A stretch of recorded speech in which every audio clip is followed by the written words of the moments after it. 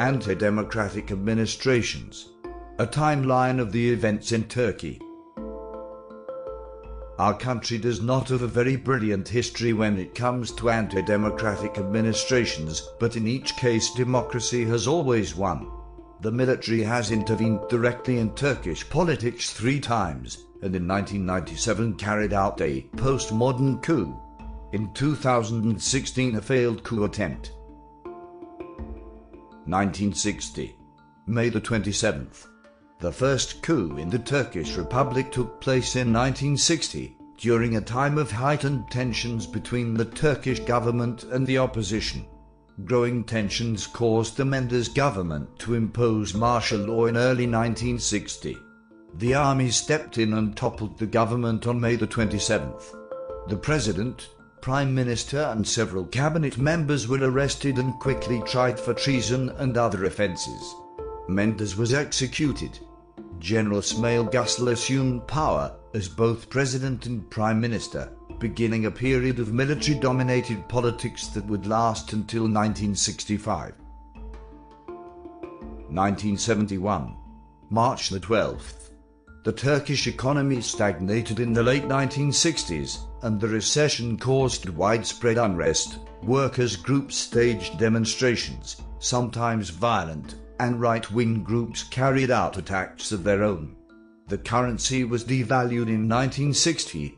Annual inflation reached nearly 80%. March the military intervened once again, an effort to restore order. Mehmet Tagmak, the chief of the General Staff, gave a memorandum to the Prime Minister, Süleyman Demirel. It accused his government of driving the country into anarchy and demanded the formation of a strong and credible government. Demirel resigned hours later, after meeting with his cabinet. The military did not rule directly during this period. It first asked Nihat Erim, a member of the right-wing Republican People's Party, to form a caretaker government. It lasted until 1973. 1980. September the 12th. Instability continued even after the 1971 coup. Turkey changed prime ministers 11 times in the 1970s. The economy continued to stagnate, and left and right-wing groups continued their violent clashes in the streets. Thousands of people were assassinated. The military began discussing a possible coup in late 1979, and in March 1980 a group of generals recommended that they move forward. Evan became president, and a naval officer, Bülent Uluzu, assumed the post of prime minister. A new constitution was drafted and put before a public referendum in 1982. It was overwhelmingly approved. These years of military rule did bring some stability to Turkey. Uluzu was succeeded in 1983 by Turgut Özal, who is now widely credited with stabilizing the Turkish economy.